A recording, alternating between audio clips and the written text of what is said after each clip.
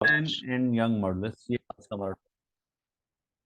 इसमें क्या करेंगे, आज के इस डिस्कशन में हम ये आपको बताएंगे कि स्ट्रेस क्या होता है, स्ट्रेन क्या होता है, यंग मॉडल्स क्या होता है। ठीक है, so let's start. What is stress? Stress is basically,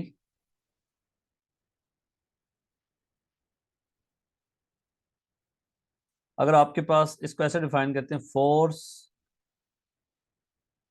per unit area. इसमें फोर्स जो है वो डिफॉर्मिंग फोर्स होती है। ठीक है, अब इसकी जो है वो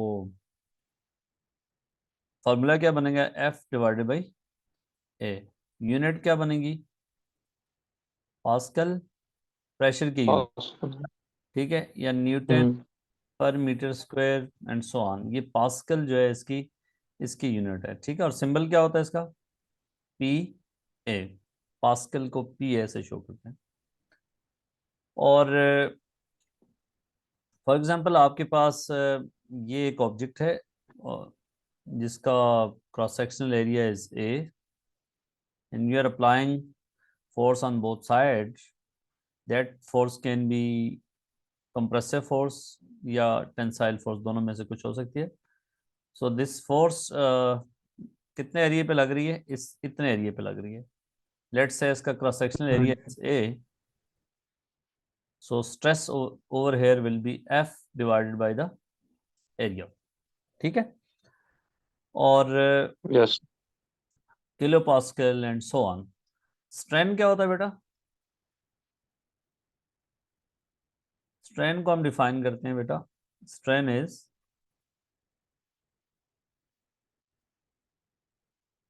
चेंज इन लेंथ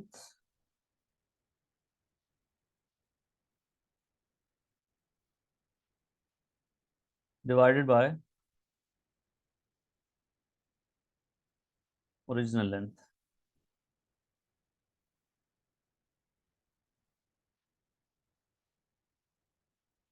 सो इसके लिए फॉर एग्जांपल आपकी अगर चेंज इन लेंथ किसी ऑब्जेक्ट में ई हुई है और ओरिजिनल लेंथ जो है वो उसकी एल थी, तो ये आपके पास स्ट्रेन होगा। इसका यूनिट क्या होगा, कोई होगा यूनिट? नहीं सर। नो यूनिट, बिकॉज दोनों लेंथ्स का ही, चेंज इन लेंथ का भी यूनिट वही होता है जो लेंथ का होता है। ठीक है, हम्म। तो इसमें इंपॉर्टेंट बात ये है कि अगर चेंज इन लेंथ सेंटीमीटर में है तो ओरिजिनल लेंथ भी आपने सेंटीमीटर में लेना है। समटाइम चेंज इन लेंथ बहुत छोटी होती है, मिलीमीटर में लिखी होती है, ओरिजिनल लेंथ वो सेंटीमीटर में होती है, तो बच्चे एज इट इज पुट कर लेते हैं। ठीक अच्छा, है, ये चेंज इन लेंथ एक्सटेंशन तो नहीं है ना, मतलब? एक्सटेंशन ही होती है ना, चेंज इन लेंथ एक्सटेंशन हम कह सकते हैं। अच्छा। ठीक है, जैसा कि for example if you have this object, ये वायर है, सो इसकी ओरिजिनल लेंथ एल है। इस पे आपने फोर्स लगाई, because of that force wire जो है उसकी, जाहिर है क्रॉस सेक्शनल एरिया भी उसका छोटा हो जाएगा, लेंथ बढ़ गई ना। तो लेंथ बढ़ने का हम्म। मतलब ये होगा कि वो वायर पतली हो जाएगी।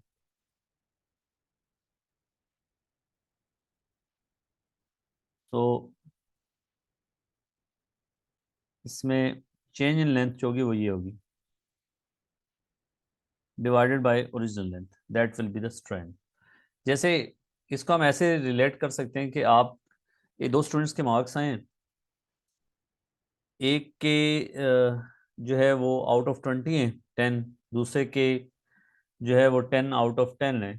तो फिर हम एब्सोल्यूट मार्क्स से नहीं कंपैरिजन करते उनकी परफॉर्मेंस की, हम उसको क्या करते हैं कि फ्रैक्शन फाइंड करते हैं या उसकी परसेंटेज फाइंड करते हैं। तो इसलिए स्ट्रेन क्या होगा कि आपकी परसेंटेज में भी इसको 100 से मल्टीप्लाई करेंगे, परसेंटेज में हो जाएगा, या ये बताएगा कि जी ओरिजिनल लेंथ के कंपैरिजन में आपने कितना एक्सटेंशन प्रोड्यूस की है। ठीक है, तो दो दो डिफरेंट सिचुएशंस में स्ट्रेन तो, सॉरी, एक्सटेंशन तो सेम हो सकती है लेकिन स्ट्रेन डिफरेंट हो सकता है। अगर आप 1 मीटर वायर में 1 सेंटीमीटर एक्सटेंशन कर रहे हैं और 5 मीटर वायर में 1 सेंटीमीटर एक्सटेंशन कर रहे हैं, तो दोनों का स्ट्रेन फर्क है। ठीक है, हम्म। अगली इंपॉर्टेंट बात आती है कि यंग मॉडुलस क्या होता है।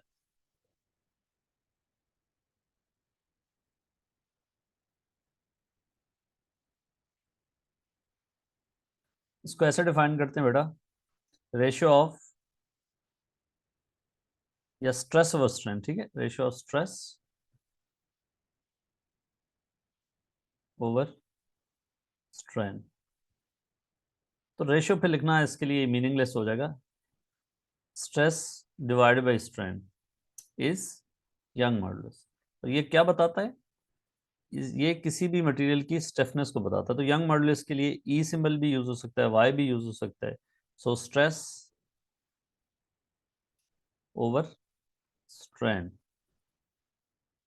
ठीक है। स्ट्रेस का बेटा क्या आपने, स्ट्रेस का क्या फॉर्मूला होता है? Force per unit area area. Divided by strain is extension divided by original length. 10। तो हम इसको बड़े आराम से ये कर सकते हैं कि F over A divided by E over L.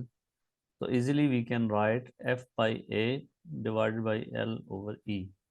So Young modulus का सिंप्लीफाइड वर्जन ये भी काम आएगा, F L over A. Young modulus बताता है क्या है? किसी भी मटेरियल की स्टिफनेस को बताता है कि कितना उस ज़्यादा स्टिफ है। और इम्पॉर्टेंट बात यह है कि यंग मॉडुलस जो है ई एक मटेरियल के लिए सेम होता है फॉर वन मटेरियल। ये मटेरियल की उस पर डिपेंड करता है कि कैसे, मतलब यंग मॉडुलस स्टील का कुछ और होगा, यंग मॉडुलस एल्यूमिनियम का कुछ और होगा, कॉपर का कुछ और होगा। लेकिन स्टील की एक, चाहे डिफरेंट साइजेस की वायर उठा के उससे यंग मॉडुलस कैलकुलेट कर लें तो यंग मॉडुलस का आंसर सेम आएगा। ठीक है, ये मटेरियल के ऊपर होता है, मटेरियल के लिए। ठीक है, मसलन अगर आपके पास ये, आपने स्टील की ये वायर उठाई है इतनी लेंथ की, और इसको यूज करते हुए यंग मॉडुलस लेते हैं, और दूसरा स्टूडेंट जो है वो इतनी डिफरेंट लेंथ की वायर को यूज करके यंग मॉडुलस लेता है। सो ये भी अगर स्टील की है, कोई मिक्सिंग नहीं है, ये भी स्टील की है, तो यंग मॉडुलस दोनों से सेम आएगा।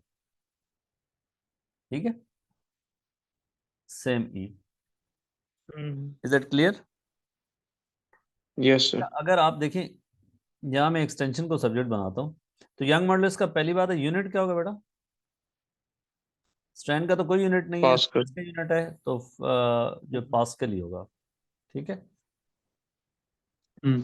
अब अगर मैं एक्सटेंशन को सब्जेक्ट बनाता हूँ इस इक्वेशन से, तो मेरे पास बनेगा F L over A E. It's very important. इस पे अगर आप गौर कर रहे हैं बेटा, एक्सटेंशन किसी भी मटेरियल में वो किस चीज़ पे डिपेंड करती है? पहले वन बाई वन हम देखते हैं, यंग मॉडुलस से साथ कंपैरिजन करते हैं कि that is inversely proportional to E. अगर आपने दो वायर्स लिए और दोनों के सब कुछ सेम है, लेंथ भी सेम है, और उन पे फोर्स भी आप सेम लगा रहे हो, क्रॉस सेक्शनल एरिया भी सेम है, ओरिजिनल लेंथ भी सेम है।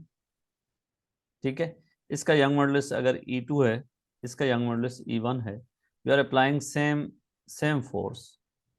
ठीक है, ये ऊपर वाली साइड से फिक्स की हुई है, यहाँ पे किसी चीज़ से बांधी हुई है,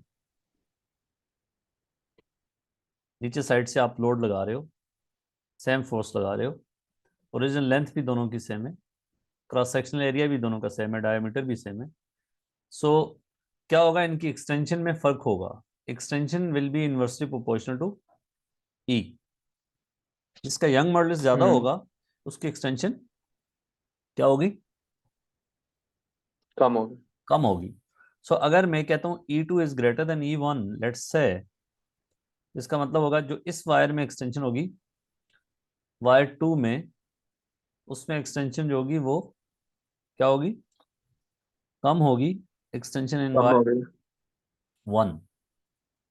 ठीक है, पहला हम्म। फैक्टर कि ये तब है जब फोर्स, लेंथ, डायमीटर, ये सारी चीजें सेम हो।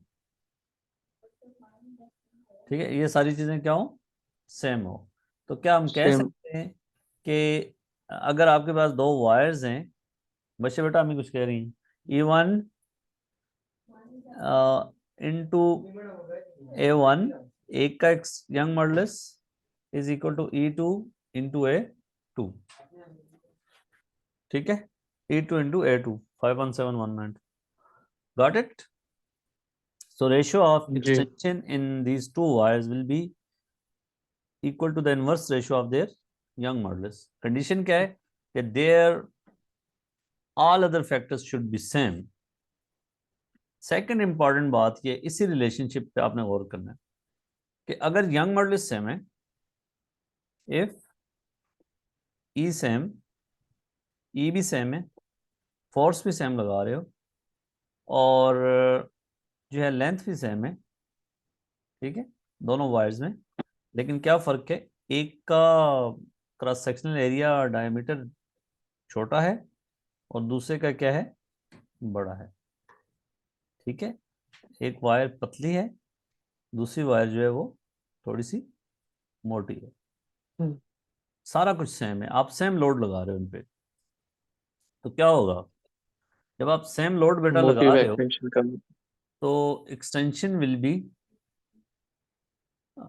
ई इज, आपको पता है FL/AE, so E is hmm, inversely proportional to area, या मैं क्या कह सकता हूं कि E is inversely proportional to diameter square. जी। इसका डायमीटर अगर D1 है, इसका डायमीटर D2 है, सब कुछ लेंथ वगैरह सेम है इन दोनों की, और यंग मॉडुलस भी दोनों का सेम है, फर्क सिर्फ डायमीटर का है, तो जो वायर पतली होगी ना उसमें एक्सटेंशन क्या होगी, ज्यादा होगी, ठीक है। तो अगर इस वायर में जी। एक्सटेंशन हुई है, सेम लोड अप्लाई किया दोनों पे, सेम फोर्स लगाइए, तो अगर इस वायर में एक्सटेंशन E2 हुई है, इसमें एक्सटेंशन E1 हुई है, तो मैं क्या कह सकता हूँ कि E2 divided by E1 is diameter 1 square divided by diameter 2 square, ठीक है। तो मोस्टली डायमीटर दिए होते हैं और वो कहता है जी इनका कंपैरिजन कर लें कि इनकी इनमें एक्सटेंशन क्या होगी, तो ये मैंने आपको लेंथ के साथ डायमीटर का फर्क डाल दिया।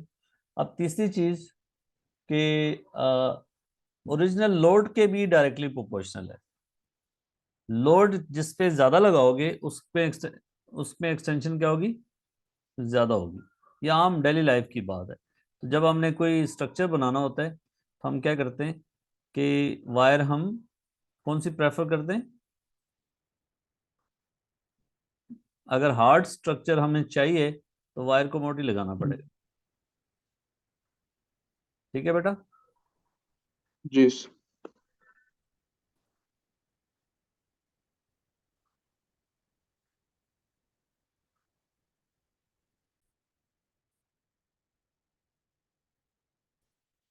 अच्छा ये मैंने आपको बता दिया कि डायमीटर का फर्क है, फिर क्या होगा, एक्सटेंशन की रेशियो कैसे निकालेंगे, और अगर लोड के साथ देखें तो extension is directly proportional to load, और extension is directly proportional to original length, और बाकी इनवर्सली प्रोपोर्शनल टू दिस। इसको अगर मैं थोड़ा एक ही इक्वेशन में समराइज कर दूं तो आपके पास, आपको पता है कि extension is FL/A time young modulus. अगर सेम वायर है और उनमें सारी चीजें फर्क हैं, उसमें फोर्स पे फर्क लगाते हो, ठीक है, सेम वायर का मतलब ई सेम होगा, बाकी फोर्स भी डिफरेंट होती है, लेंथ भी डिफरेंट है, क्रॉस डायमीटर भी फर्क है। एक वायर है जिसका डायमीटर जो है बेटा D1 है, और उसकी लेंथ जो है वो L1 है, और खाली बाकी उसका जो यंग यंग मॉडुलस हमने वो करना है, फोर्स इस पे जो है वो F1 लगा रहे हो, लोड लगा रहे हो इसके साथ, तो दूसरी साइड हमने किसी चीज के साथ फिक्स की है इस तरह, दूसरी वायर है सेम मटेरियल की है, और इसका डायमीटर जो है वो भी फर्क है, ओरिजिनल लेंथ का भी फर्क है, इसकी लेंथ L2 है, डायमीटर इसका D2 है, और इस पे फोर्स जो लगाई जा रही है दैट इज F2, इन दोनों में कॉमन क्या चीज है? Same material. Hmm. Same material से क्या बात वो होगी कि यंग मॉडुलस सेम। जी। तो अब इनकी एक्सटेंशन की रेशियो निकालनी, इसमें अगर एक्सटेंशन E1 हुई है, इसमें एक्सटेंशन E2 हुई है, तो क्या फॉर्मूला बनेगा हमारे पास? हम यहां से इस इक्वेशन की तरफ जाएंगे। ठीक है। सो extension E1 is divided by E2, E2। extension is proportional to force, so F1 ऊपर आएगा, L1 क्या आएगा? ऊपर आएगा। हम्म। आवाज आ रही जी है? सर। ठीक है।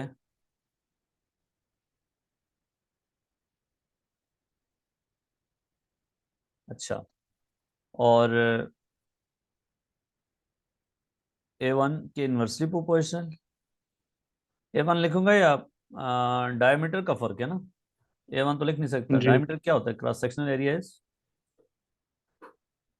पाई आर स्क्वायर सर्कल का, या इसको हम ऐसे लिख सकते हैं, hmm. Pi T square by 4। Pi और 4 तो दोनों में है, तो वो कट जाएगा रेशियो लेते हुए, तो हम लिख सकते हैं D1 स्क्वायर, और यंग मॉडुलस सेम है, कट जाएंगे, हम्म। मल्टीप्लाई बाई, नीचे क्या आएगा? F2, F2 L2।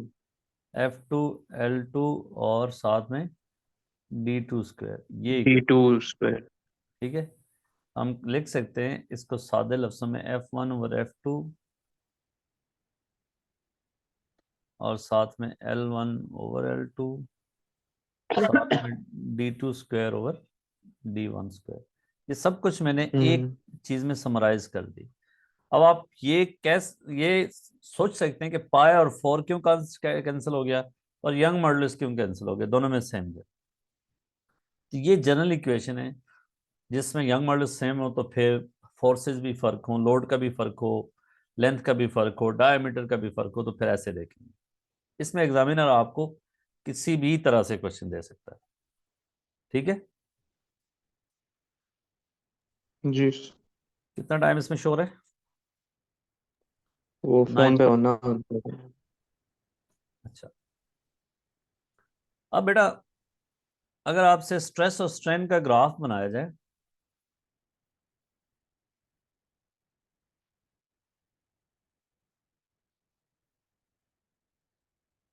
और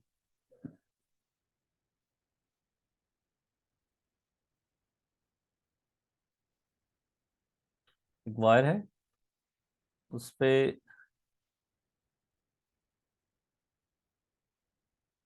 यहाँ पे बेटा वर्टिकल एक्सिस पे स्ट्रेस है, और यहाँ पे स्ट्रेन है। सो इनका रिलेशनशिप क्या होगा?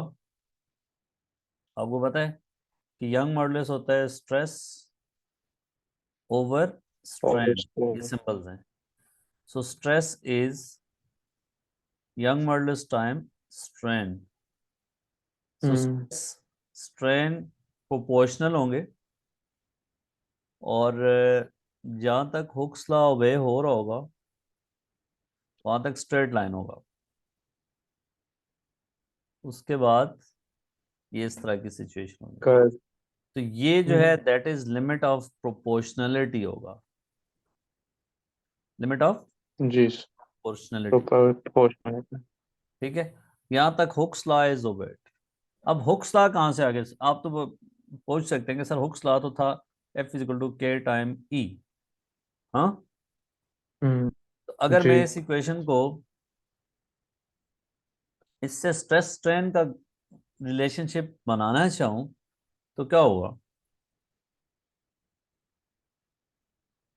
अगर स्ट्रेस फोर्स, यहाँ पे हम ये देख सकते हैं कि जी अगर स्ट्रेस प्रोपोर्शनल टू स्ट्रेन है, तो स्ट्रेस का क्या होता है?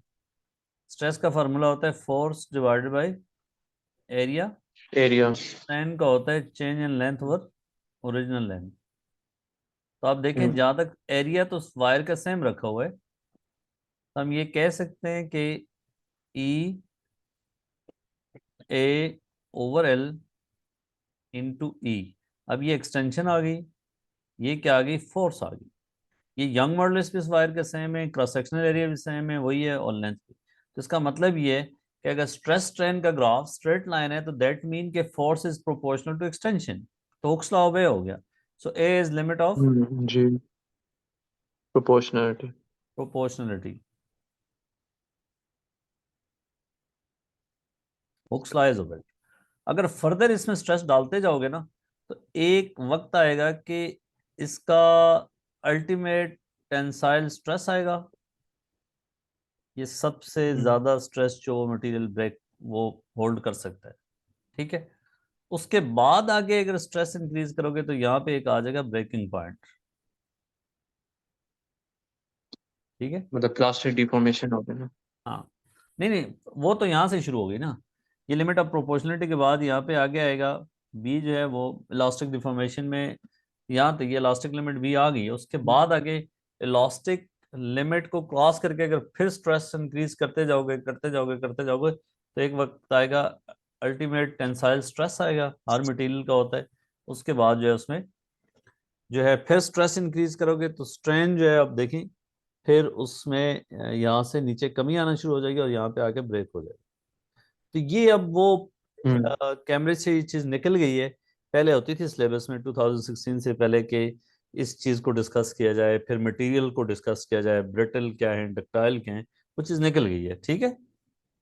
तो आपको सर ये पता है ठीक है। इसका ग्रेडियंट क्या होगा। ग्रेडियंट होगा यंग मॉडुलस।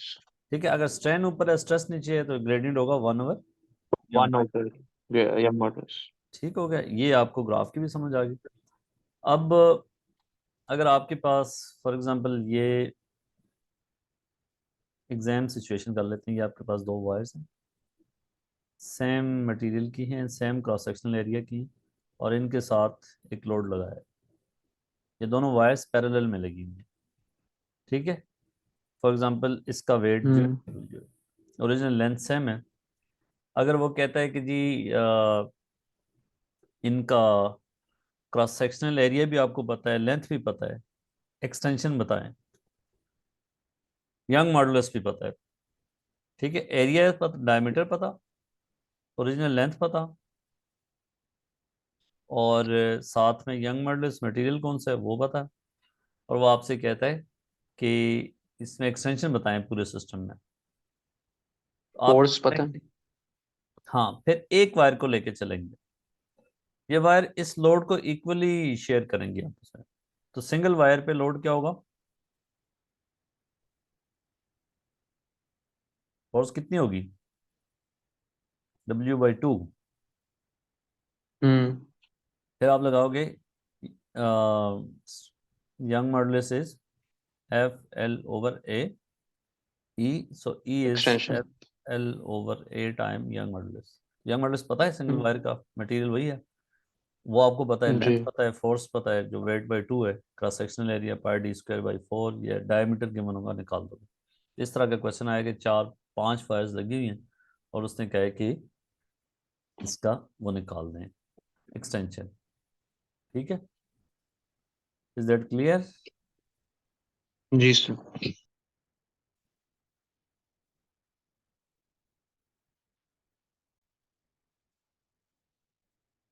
अच्छा, साथ अगर ये सिस्टम हो आपके पास, वेरी इंटरेस्टिंग सिस्टम, कि आपके पास अगर दो वायर्स लगी हैं जिनका यंग मॉडुलस भी फर्क है, लेंथ भी फर्क है, और डायमीटर का भी फर्क है, लेकिन ये दोनों सीरीज में लगी हैं, दोनों पे फोर्स जो लग रही है वो F लग रही है।